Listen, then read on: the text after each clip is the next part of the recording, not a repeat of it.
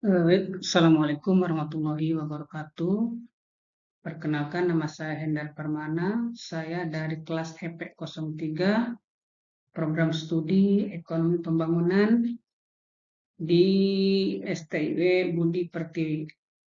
Hari ini saya akan mempresentasikan tentang apa itu pengawasan norma di lingkungan kerja. Mata pelajaran K3, dosen pengampu Bapak Pedro da Silva, ST, MT. Baik, poin pertama adalah penerapan sistem manajemen keselamatan dan kesehatan kerja atau SMK3. Eh, Penting nggak sih ini dilakukan oleh setiap perusahaan?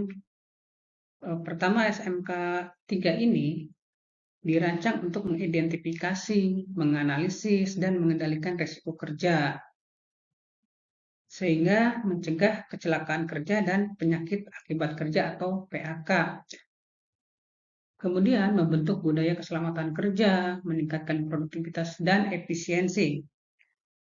Lingkungan kerja yang aman dan sehat meningkatkan motivasi dan efisiensi karyawan. Ketika pekerja merasa aman, absensi karena sakit atau cedera pun menurun ya, sehingga produktivitas pun ikut meningkat gitu.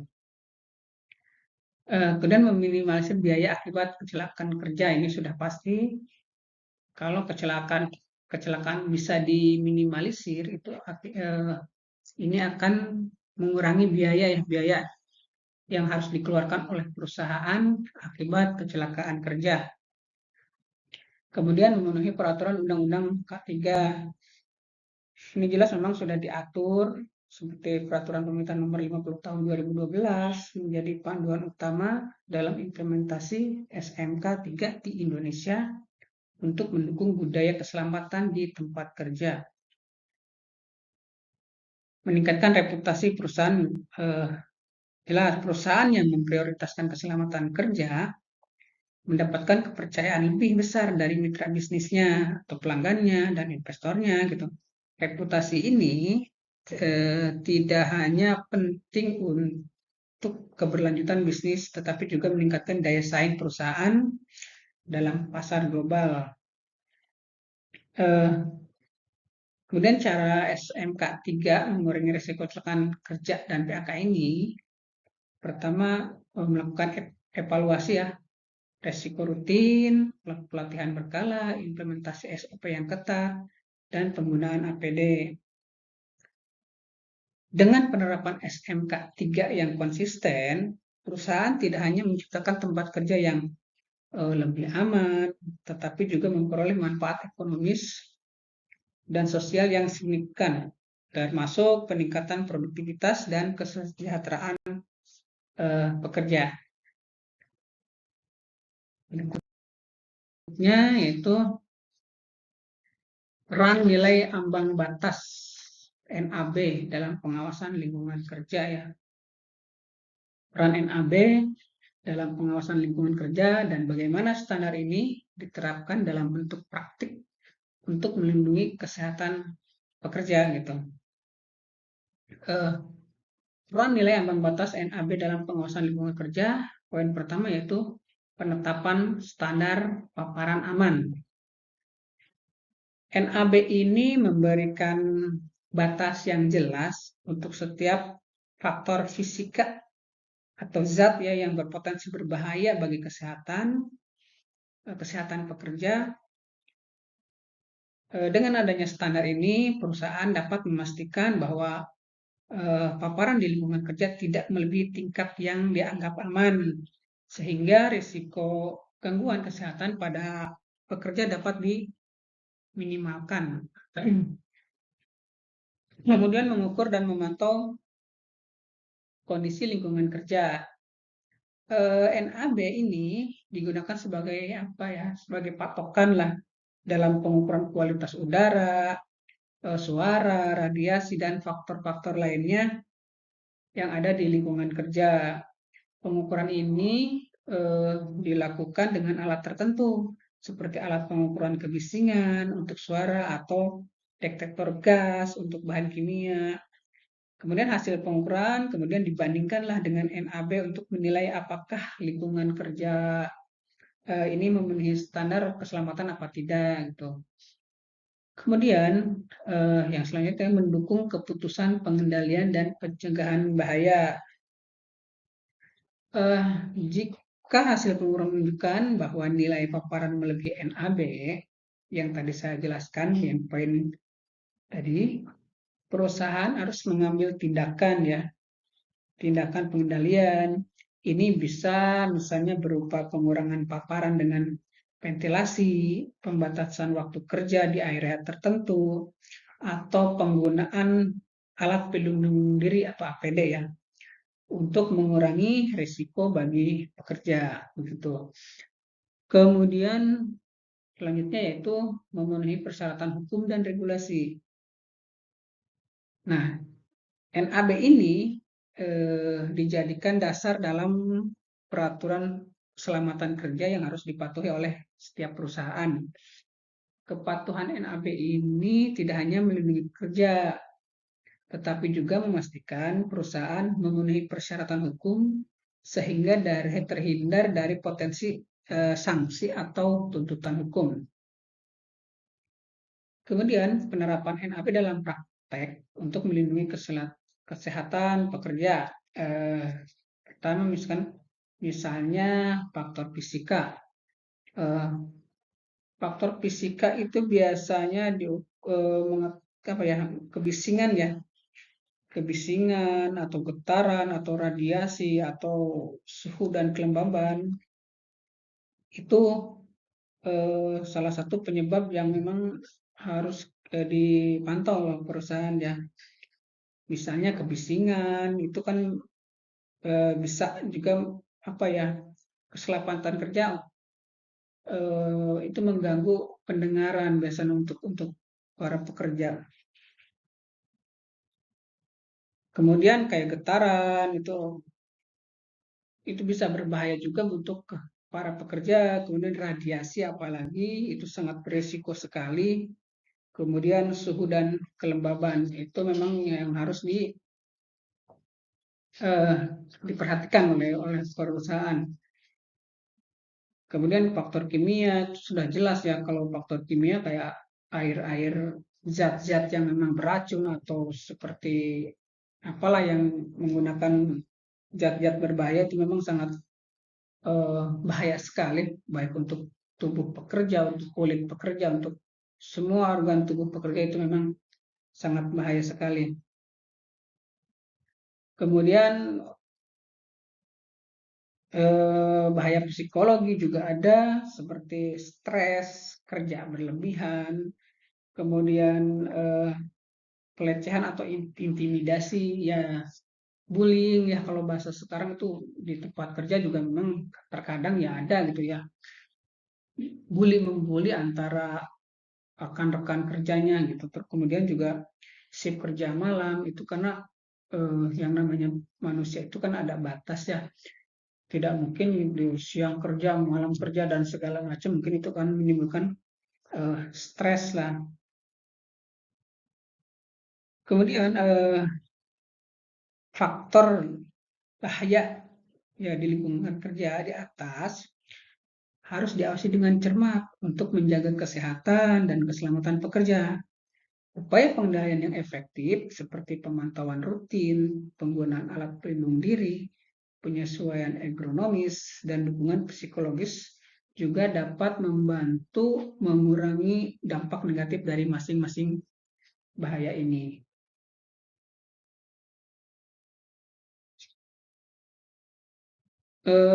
Selanjutnya,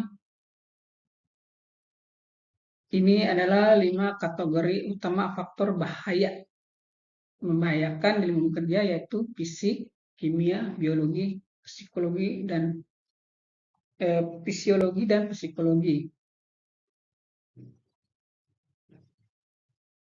Nah,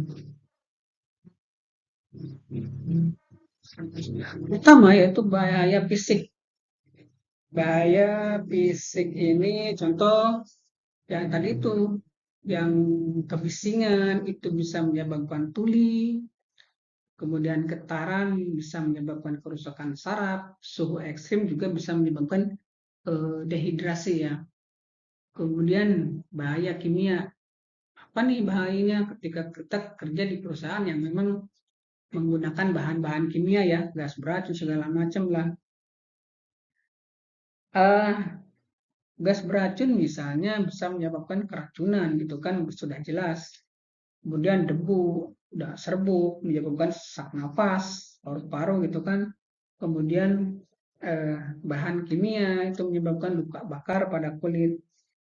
Itu sudah jelas ya karena memang bahan-bahan kimia itu memang sangat berbahaya buat tubuh sehingga memang harus dilaksanakan dengan hati-hati, kemudian harus dengan standar yang dilakukan oleh perusahaan. Bagaimana sih kita bekerja sebaik mungkin supaya kita terhindar dari kecelakaan-kecelakaan kerja.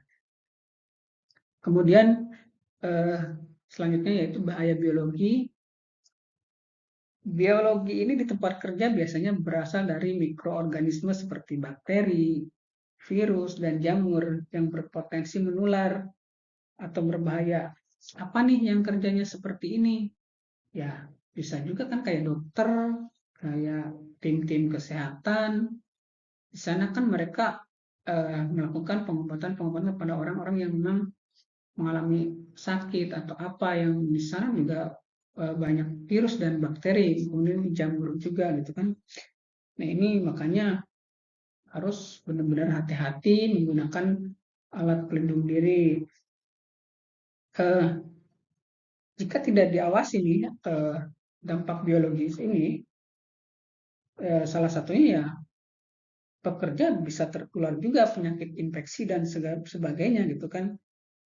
Apalagi kalau penyakit-penyakitnya yang memang sifatnya menular gitu ya, kayak TBC, kayak kemarin lah kejadian kemarin COVID-19 itu kan sangat riskan sekali ya penularannya sehingga tidak sedikit kemarin juga yang dokter-dokter dan tim-tim kesehatan itu ya terpapar akibat ya mereka mengobati penyakit itu gitu. Kemudian yang selanjutnya yaitu bahaya psikolog. Bahaya psikolog ini menyebabkan beban fisik atau postur tubuh yang salah ya dalam bekerja. Ini sering terjadi pada pekerjaan yang melibatkan aktivitas tulang. Ini yang mungkin kerjanya mengangkat-angkat beban atau memikul atau dan segala macam yang intinya pekerjaan ini mengangkat beban oleh tubuh yang melibatkan otot kita, tulang kita itu sebagai pekerja.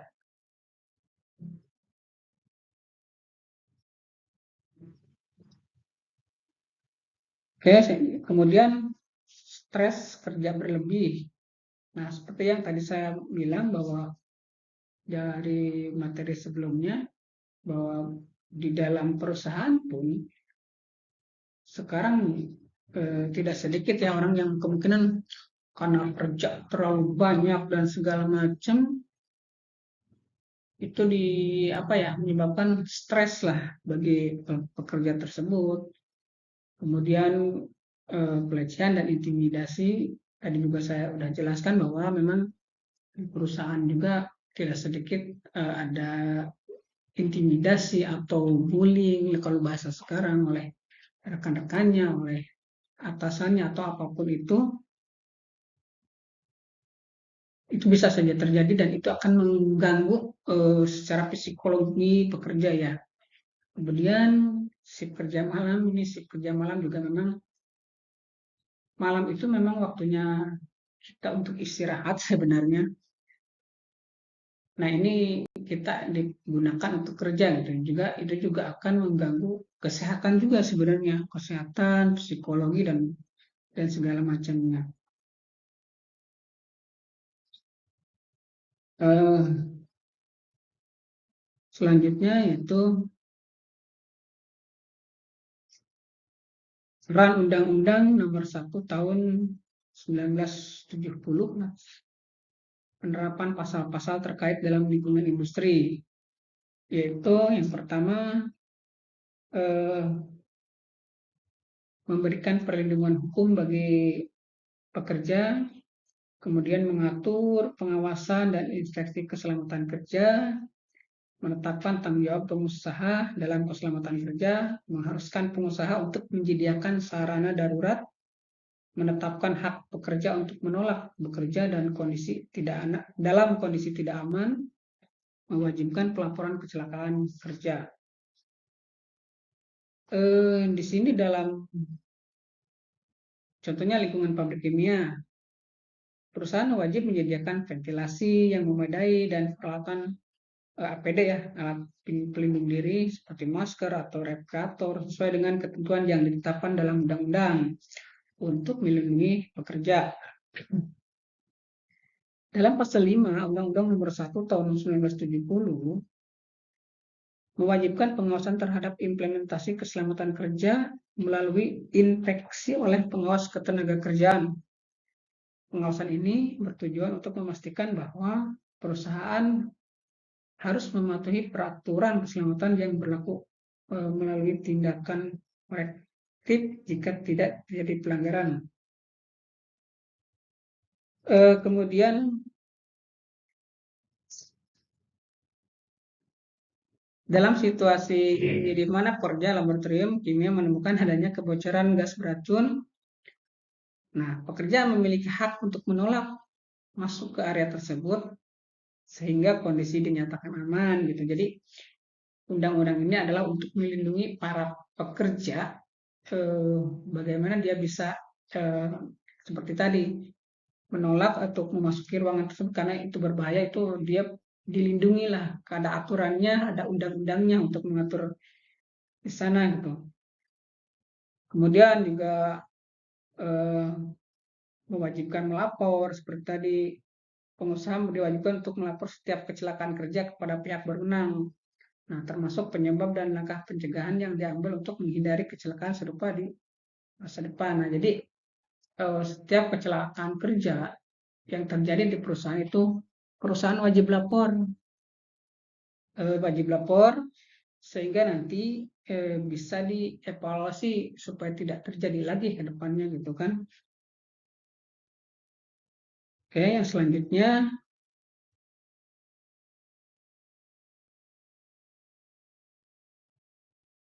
ya selanjutnya untuk memastikan kesehatan dan keselamatan kerja, perusahaan harus menerapkan pemantauan dan pelaporan lingkungan kerja.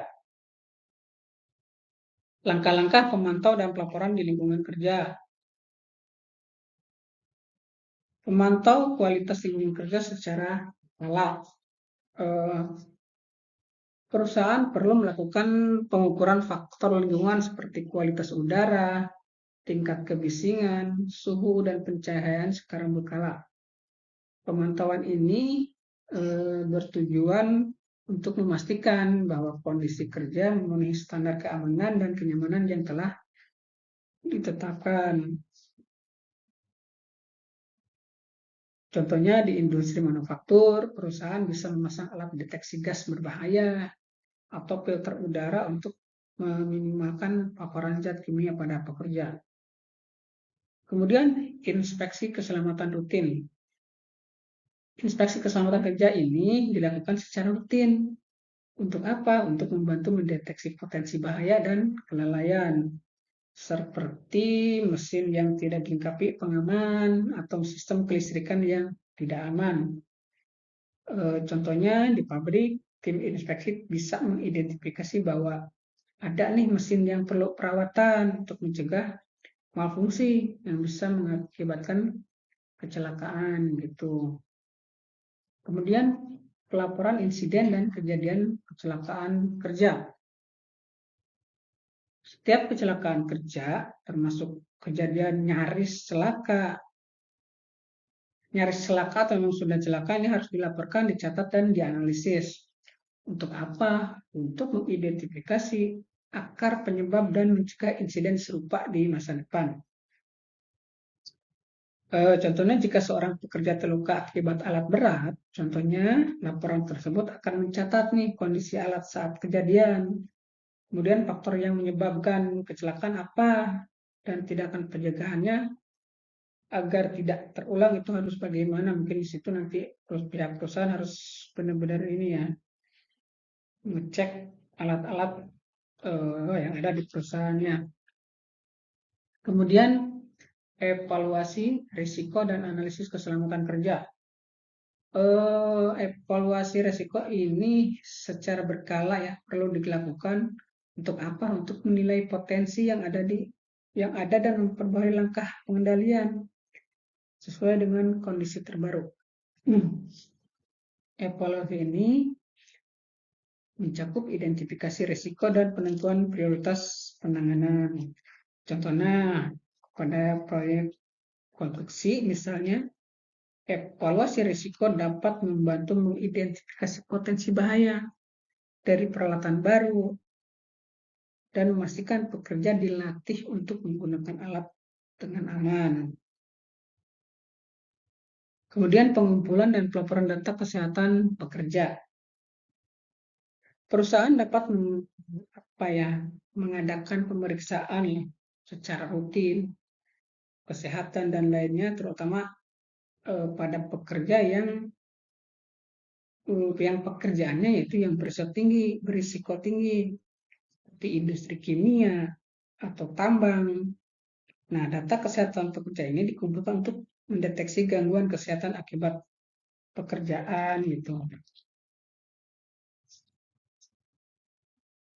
Contohnya industri kimia, pekerja perlu menjalani pemeriksaan kesehatan paru-paru secara berkala untuk mendeteksi dini paparan terhadap bahan kimia yang berbahaya.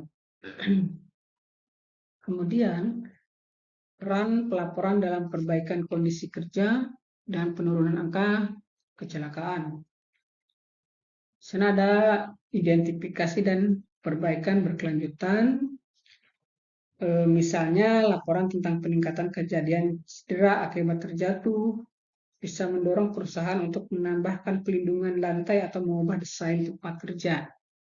Jadi ini secara umumnya ini adalah evaluasi yang harus dilakukan oleh perusahaan dari kejadian-kejadian yang sudah terjadi gitu. Misalkan kecelakaannya gara-gara ini nih, nah, perusahaan itu harus memperbaiki apa akar dari penyebab kecelakaan tersebut begitu. Mencegah kecelakaan di masa depan. Tadi sudah saya jelaskan, meningkatkan kepatuhan terhadap peraturan standar keselamatan, mendorong partisipasi pekerja dalam K3, membangun sistem pelaporan transparan pembelajaran. Kemudian dengan menerapkan pemantauan dan pelaporan lingkungan kerja yang komprehensif, perusahaan dapat terus memperbaiki kondisi kerja dan menurunkan angka kecelakaan. Data yang diperoleh dari laporan ini membantu perusahaan memahami kondisi lapangan, mengambil langkah perbaikan yang sesuai, serta membangun budaya keselamatan kerja yang kuat di seluruh organisasi. Oke, selanjutnya. Oke, terima kasih. Itulah presentasi dari saya. Kurang lebihnya mohon maaf. Wabillahi taufiq wal hidayah. Assalamualaikum warahmatullahi wabarakatuh.